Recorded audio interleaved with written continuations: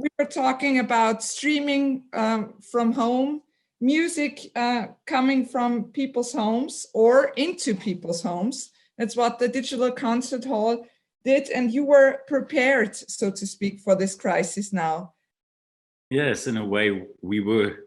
I mean, we started the project with the Berliner Philharmonic digital concert hall already 11 years ago, 12 years ago, a little bit ahead of time, to be honest, because the technical requirements weren't really there. And but this helps, of course, a lot. We are very experienced in streaming in the internet, having it on the most professional basis now, and we are streaming in 4K.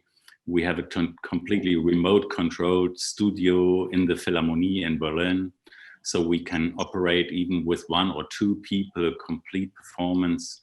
And this helps, of course, a lot. And in the moment where we had to shut down actually the Philharmonic, the physical Philharmonic, and where audience hasn't been possible anymore, we really opened up the digital concert hall, the digital space for all our friends, and gave them 30 days access to this little adventure, Berliner Philharmoniker.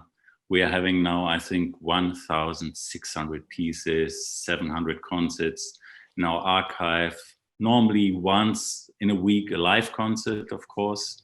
So every program is broadcasted from the Berliner Philharmonic, and that's of course not possible anymore, but for this crisis, in a way, it's at least the perfect setup. Yeah.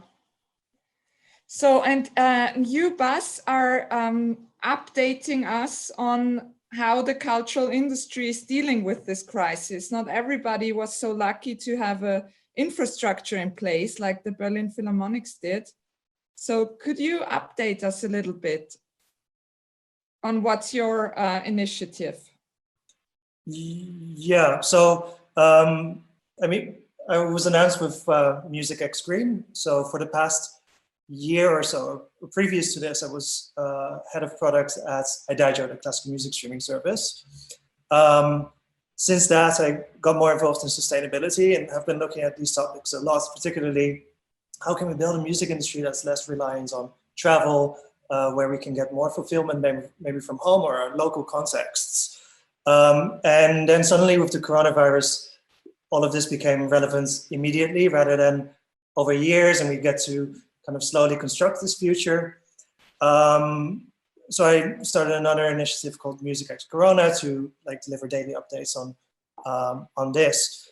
Now in a lot of talks prior to this, a lot of people, including Timo Renner, have already been talking about how institutions are dealing with this. A lot of them are indeed turning to live streams, which I guess in a way is like the most obvious, I'd say, metaphor for what they're doing normally. Because if you have a performance, what are you going to do? You're going to stream maybe a different performance and then ask for money for that. It's like an interesting analog, but I wonder what's next and what's more, because the medium of a live stream or of a computer and something like that we have right now could be way more interactive. We could do way more things with this. So right now, everyone, I would say this phase is everyone's just figuring out what they can do, putting things out, showing that we're all alone, but we're together.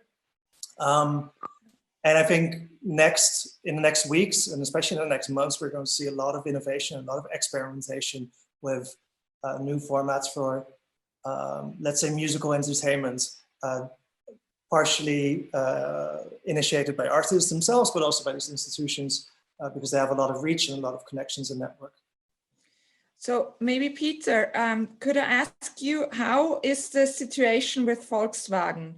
How did this crisis interfere with plans you had, or do you have to push some innovations or some initiatives you had in mind just to keep up with these changes that are happening so fast now? Yeah, so It's, in a way, it's an accelerator on one side, because we used to drive into our offices and meet at the offices and to design together and sit around tables and look at physical design models. And nowadays we are doing it virtually. So obviously we are all in our home office. We are working with our laptops, with our computers from home. And in the beginning we thought like, okay, this will be difficult. But actually it's week number 3 now for us. And it turns out it's actually not so difficult. It's quite effective even. So we can do a lot of things we would have done in a personal meeting, we can do virtually. So we look at our design models, we decide mobility concepts for the future. So work goes on. Of course, we miss the interaction, and sooner or later, you want to see your ideas, your vehicle design, let's say, you want to sit in that vehicle, in your vision, you want to try it out. And then, of course, a purely digital and virtual world has its limits. So on that side, it's an accelerator because we learn very fast now how to work remotely over the whole globe, because obviously we are the design crew of VW is spread all over the continents. And yeah, we have to keep the time in mind, like, okay, what time is it now in California? And in Beijing is that time, but it works. So it's fantastic. We don't fly around the globe anymore. That's great. Saves a lot of CO2. On the other side, it slows, of course, things down. The physical production of cars, it's stopped. We don't produce cars at the moment anymore. It means like thousands of people are sitting at home who are normally building cars. And and of course, we hope that we can go back to business like normal sooner than later. Although nothing will be, we know nothing will be exactly the same like it used to be before the Corona crisis. Yes, and of course, if a mobility company is hit harder than, for instance, a streaming platform, of course.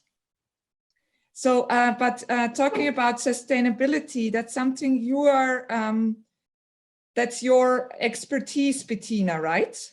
Yes. That's correct. So your firm has specialized in sustainable architecture. Is that right? Yes. We've been focusing on sustainability and actually digitalization. And what we will see more and more is what will actually the technologies of the fourth industrial revolution do. You know, what will happen in regards to mobility, in regards to cities, overall in regards to the built environment. And so I think that the technologies of the fourth industrial revolution offer new tools for better stewardship of our planet. And I think that the digitalization will radically change how we live, work and interact, what we see already, and especially these days. And probably the biggest impact will be on our cities. And in regards to the built environment, when we look at buildings today, if they are designed with integrated smart technologies and sustainable energy sources, then they can address issues such as environmental pollution or public health. And it can help us to improve the quality of life for everyone who lives in the built environment, which we all are. And I think that this will become more and more important, especially also in regards to public health. What will the spaces look like? What will change? Or will we just isolate more, which I hope not, because still maybe these days we see how important it is to actually meet in person when possible, because we will see digitalization will offer a lot of new opportunities. But the big question is, what is about our feelings and how will that develop? And there we are at artificial intelligence. And so I think we have very interesting times in front of us, and hopefully one day we will all be able again to meet in person. And I think interesting will be the connection between actually the physical space and the digital space. Yeah. And what will happen when these worlds intersect. And actually today, what it is, we have it in the car industry, we have it in every digital digit almost included in our clothes. Everyone is wearing a smartphone all day. And so I think this is like what is going on between human nature, culture, digitalization in regards to these devices, and how will everyday life develop around all this. And I personally hope that we can use all this, you know, lately we saw more of it, especially speaking about AI. I hope that we will design smart cities, including great mobility, that empower residents to innovate themselves. Mm-hmm. Okay, so there is a great intersection, so to speak, because I mean, if you're talking about the cities, the urban life, then you have the cars moving around, the mobility with and the possibilities you have within there to consume music or other media. So could I ask all of you, if you would have to think about the world in like 5 years, probably it's now different than what your answer would have been 3 weeks ago. But how could you imagine a world? I think 5 years is a good spectrum to think about. I think for me, it's, to be honest, one of the biggest chances we ever had in my life. Really, yeah. I mean, it's a catastrophe, it's a disaster, we have to come over it. But I think it's accelerating things in our social life, in our business life, in our very personal life, which would have been much slower, but in the end coming to the same result. And my feeling is in a way that this going back to start, which we are having to do now, if we get to a situation where not everything is completely destroyed, but if we can handle the situation that really not everything is destroyed, then we will be much faster. I mean, so many things in our society are already moving forward. I mean, ecology, green way of thinking, more personal things to be important for all of us. The way we have to focus not only on earning money, not only on working, all these things they have a very new chance. And for me, if I see it from my kind of perspective, it's really great that everyone has to ask why do I do what I do? And we as an organization, I'm speaking for the orchestra, of course, here, we are, since years, we are asking ourselves, why do we travel? Why do we bring a complete orchestra to Japan? It costs millions to travel an orchestra. Is it really a need? Is it not a need? If there's a need, and we still feel, and if you ask me what's going to be in 5 years' time, the orchestra will travel. The orchestra will play music live also in 5 years' time in Carnegie Hall. But I think this kind of touring where you are in a city on Monday, in the next city on Tuesday, on the next continent on Thursday, this will change. This will for sure change. And I think we will travel and we will make up our minds why we do it. We will keep us more into a kind of, as a music organization, more of in a kind of residency, that we travel, stay there for a week, make a really artistic footprint and leave again with getting all the connections. So this is also something that's very interesting for you, of course, Bas. because you were thinking about the impact the whole culture or the whole music business had on the planet. So this not being able to travel is changing the whole game, right? Yeah, I think so for your previous question, like what the world will look like in 5 years, it's so hard to say because it depends on what right now survives in terms of cultural institutions, but even in terms of airlines and travel. Also, what type of measures will we have in terms of making travel safer when it comes to pandemics? Economically, how are we going to organize things? If people are unemployed now or there's a pandemic that's a threat to a workforce, how are businesses going to react? Are they going to apply more automation, perhaps? And then what are people going to do with their free time? What I find most interesting in terms of something that's happening right now, and that is maybe a little bit easier to think about in terms of coming out of a crisis, is the way we're currently forming networks is different. So previously, I started a project to build up the local music scene around like hardest house of electronic music here in Berlin, and to connect these scenes more. And we've had to go online. Like I just recently started it, and now we've had to go online, and suddenly it's global, and we're forming like global networks. And you see it's the same with live streams. People are connecting to artists they haven't really worked with before, and they're maybe forming new initiatives and things like that. And they're no longer necessarily centered around physical places or networks that are bound to like multiple nodes in multiple cities. But they're online, and they still have their roots in these initial physical points, but more and more they're moving further away from that. And since people are really interested in experimentation, I think people are comfortable to take like 1 or 2 steps further in their network a little bit faster than they normally would.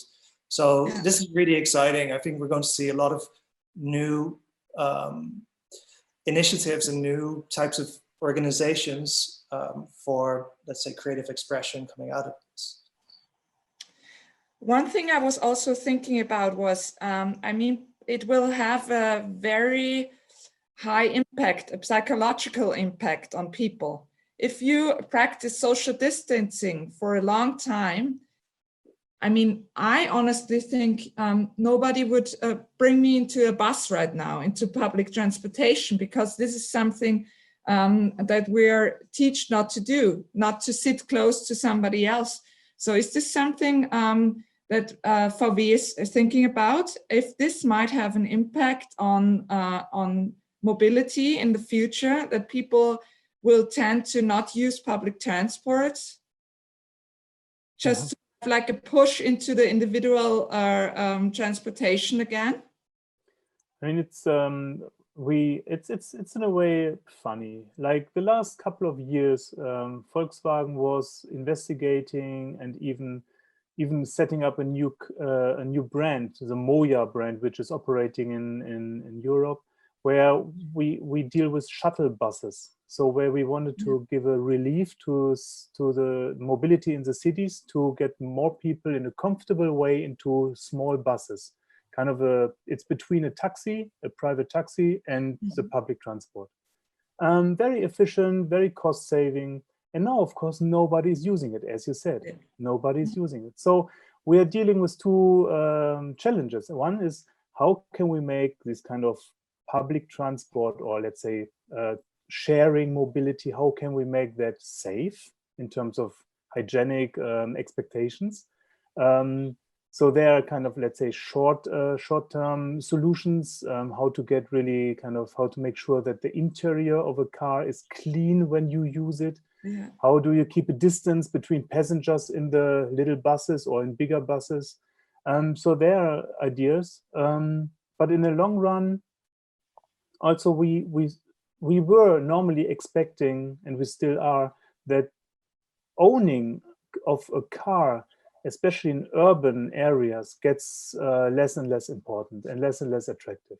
Today's our cars are standing 23 hours a day. The cars normally are standing on the street and get used only 1 hour per day. So it's a pretty waste of space, of urban space, of very valuable space. So I think in urban areas, we get more and more to car sharing, and especially when we enter the autonomous driving future, maybe 5 years is a little bit short, maybe we get there, but then these cars would park themselves away somewhere where they don't where they don't harm anybody, or they get immediately the next customer.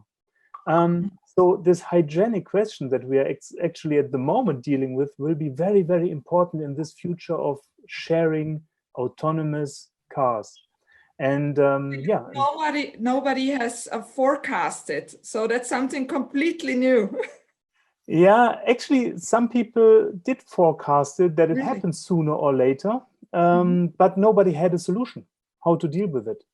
And it's in a way, it's a pity that car sharing and all this kind of sharing mobility gets thrown back a little bit. But I think it will be a period. Yes, we also see that people after the crisis, they rather, as you said, they don't like to use the crowded buses or tubes and S-Bahn. They would prefer to have a privately owned car. But so I think we have to also react there with, let's say, with our offers. So in 5 years' time, in 10 years' time, how can we offer smart mobility, which is personal? So I have my personal little room. I know it's clean. I know who is using it, but it's more sustainable. It's using less resources. It's taking less space away in the city, etc. So I think we have to look into these both directions, the private owned cars and still the public and the sharing vehicles. It's a challenge. Yes, I can see that, yeah. So Bettina, we were talking now about shared spaces. How do you think that this crisis will affect the life within a big city?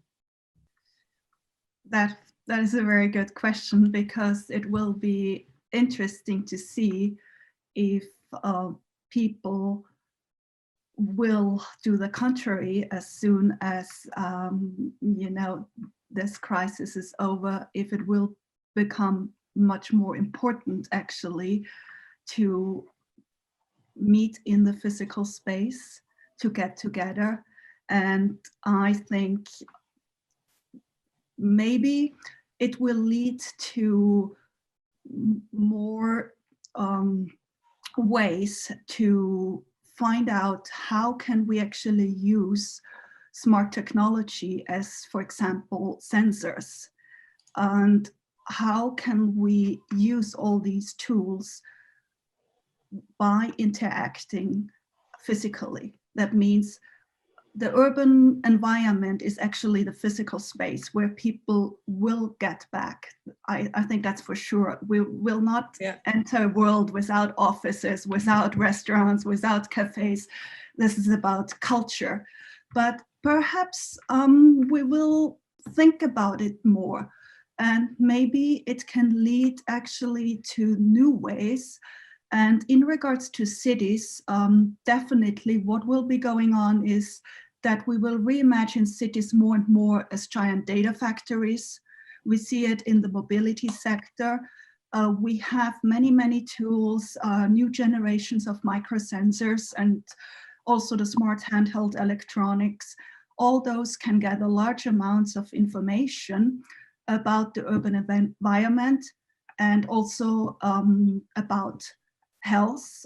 So I think I see these tools that they can be very helpful for us in the future, and they can help that we sustain our cities in a sustainable way, and both that they help us to create maybe more mindful human interactions in the physical world. So I think maybe we are getting more aware of what it actually means to be in the physical world and to be in the digital world, and how can we use these tools in the best way for us as humanity. Yes, yeah, that's a really good way to see it. It will certainly raise awareness in both worlds, the digital and the physical world. I think what Peter and also Bettina just told us, I mean, it's obviously right that everything, mobility and living and urban spaces and architecture, they are not only there for having an apartment or for having a car, it's also a cultural aspect. Yeah. And I think this cultural aspect of driving in the last 100 years, for me personally, it's very important. And I hope it's still a thing which will be important in 50 years.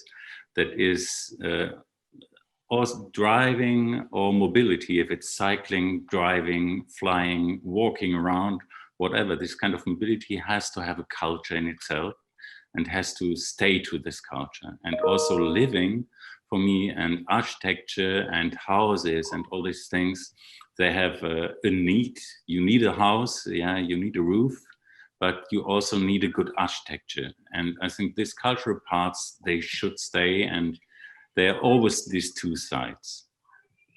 So I want to thank all of you for your participation. It was a very diverse and very interesting panel. Thank you very much to all of you.